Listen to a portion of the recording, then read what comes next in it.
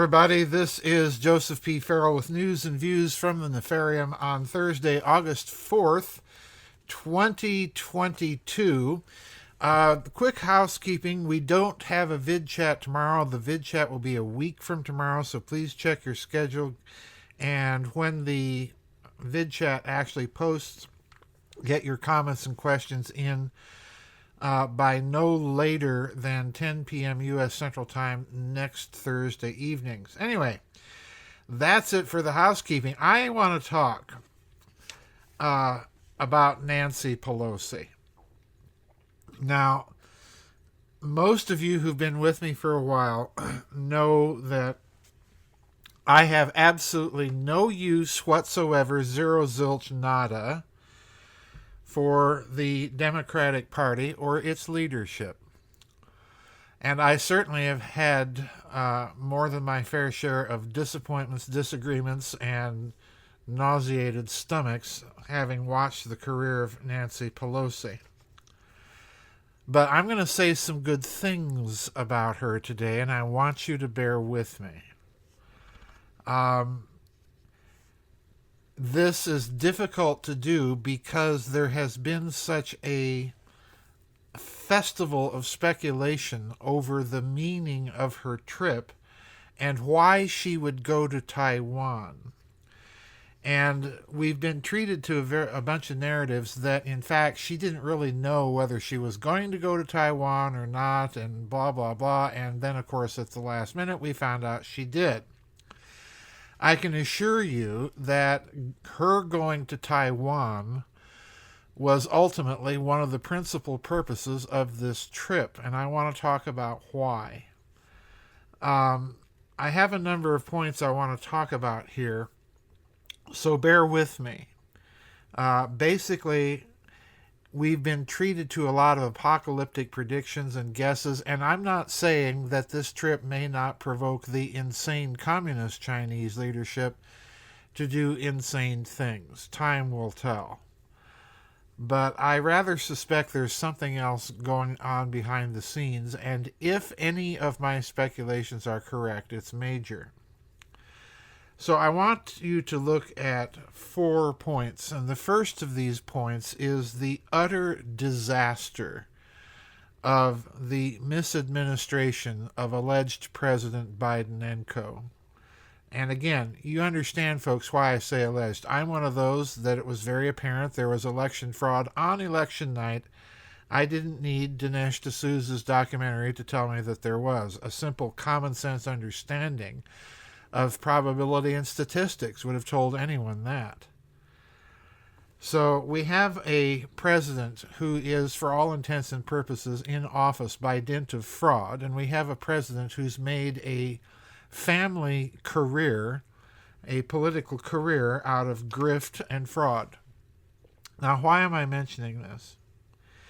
Because if you have examined that career carefully, and particularly in relation to his crack smoking, pornographic addicted son Hunter, you'll know that the Communist Party of China has leverage over both men, and this is the key point. You'd have to be blind and irrational not to come to that conclusion. In addition to that, we have his policy, and again, a grift in the background in the Ukraine. We have an administration who's allowing the worst inflation in over, as far as I'm concerned, all the way back to President Jimmy Carter, and a complete disaster of energy policy. Now, I'm mentioning all this because of the way this administration looks on the world stage. World leaders, the German Chancellor, the French President, the Prime Minister of Italy, whoever, can look at this president and they may mouth things publicly that are reassuring and full of commitment to the United States and so on and so forth. But privately, looking at that cluster of facts, and particularly the relationship of the family to the Communist Party of China, I guarantee you, in private, in the background, on those top secret phone calls that they all have with each other, that they are worried about the direction of this country, particularly under this bumbling, evil, corrupt, incompetent, demented idiot in the White House. So that's the first point. The geopolitical ramifications of the corruption of the Biden family.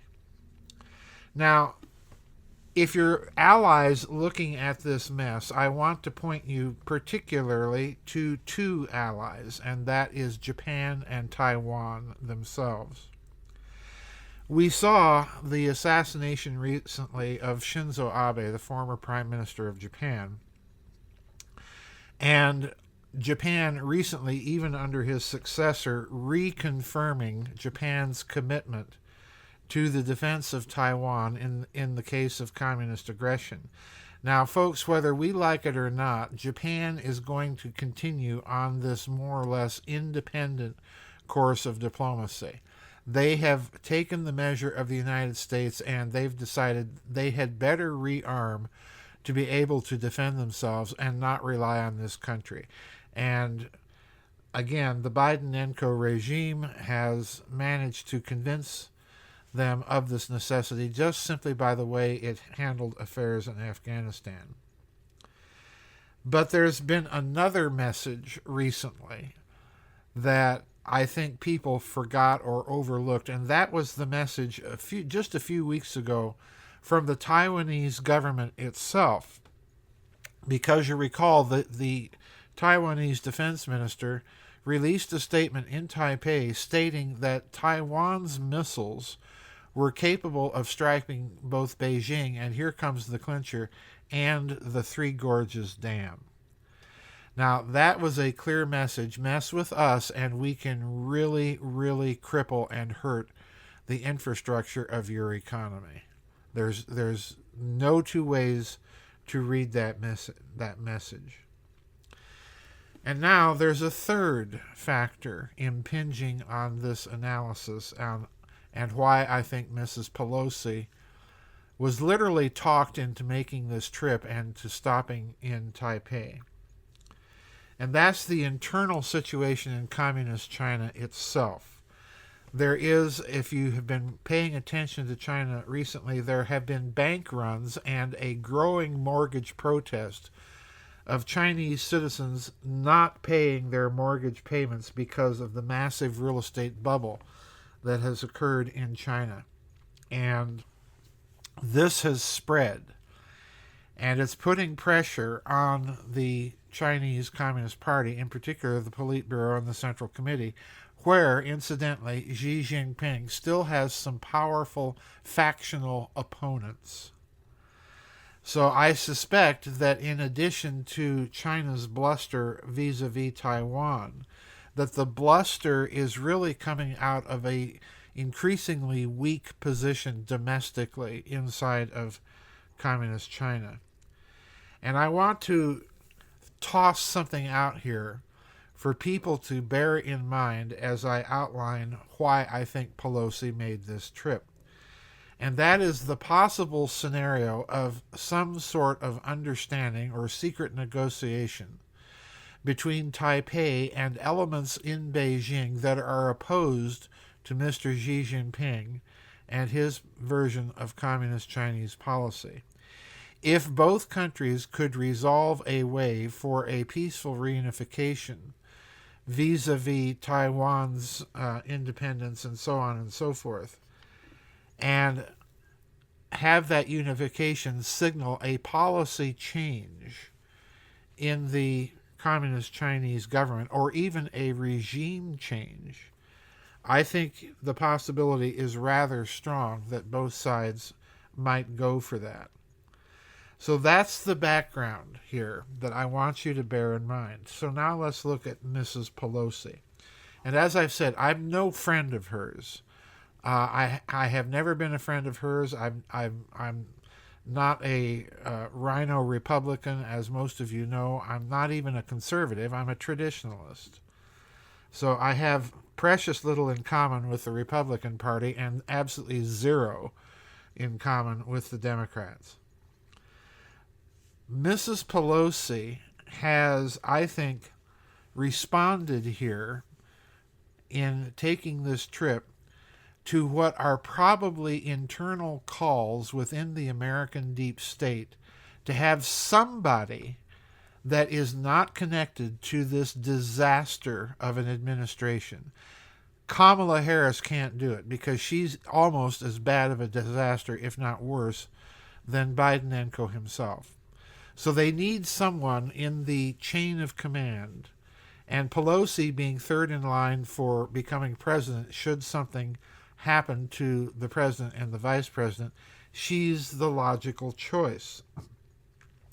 They also needed someone who is high-ranking within the Democratic Party leadership, who is a recognizable figure, who can go and conduct personal and private diplomacy with these countries on behalf not only of the country but of the party itself, which is in tatters and not looking too good.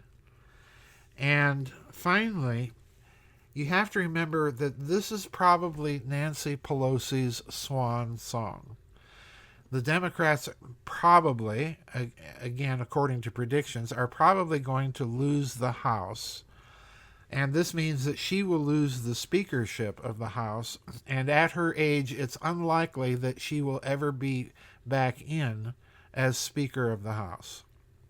So this is her swan song. And in this instance, I think she wants to leave a legacy that she did her best. She tried to patch up a disastrous geopolitical situation that this misadministration has created, and to reassure allies that the entire Democratic Party leadership is not this nuts. Now, say what you will about Nancy Pelosi, she's certainly been nuts in the past and so on, but quite frankly, she is not as nuts as the Biden misadministration. So I suspect that this is the reason for her trip. She went over, in other words, to put it succinctly and in a nutshell, she went over to reassure the Taiwanese leadership, and more importantly, through Taiwan, that network of other countries that are looking askance not only at communist China and its moves, but also looking over their shoulder to make sure the United States is a reliable enough ally. I'm talking about countries like Vietnam, Thailand, Indonesia, Malaysia, and so on, which countries, incidentally, Indonesia in particular, have recently, as she was on this trip, have been conducting joint military exercises with the United States. So I think her trip was largely meant as a reassurance move on the part of the American deep state that realizes they have really picked a lemon of a disaster with Joe Biden when they put him in office through the massive fraud that they used to do so. Pelosi is the logical choice to convey that message of the American deep state. For that reason, and also for the reason that she obviously is not associated with Donald Trump, nor any of that group of people in the Republican Party. In other words, she represents the permanent bureaucratic deep state of this country in this particular instance. And this is why I think she went on that trip. Now, that's my best guess of what went on here, folks. I'm not saying that there may not be an apocalyptic outcome to all of this, but I rather doubt it. I think all of that bluster from Xi Jinping right now is because he is weak internally and that the knives are out for him. So this is a situation to watch very, very carefully and closely. Remember, I am proposing a wild and woolly scenario behind all of this, that there actually may be secret negotiations going on between elements in Taipei and elements in Beijing to put an end to the separation of the two countries, provided that there is some sort of regime change and policy change on the part of the Communist Chinese government. So That's what I think is the backdrop of what's probably and possibly going on. That'll do it for today's news and views, folks. Remember, we do not have a vid chat tomorrow. That will be a week from tomorrow. I'll see everybody on the flip side. Bye-bye, and God bless.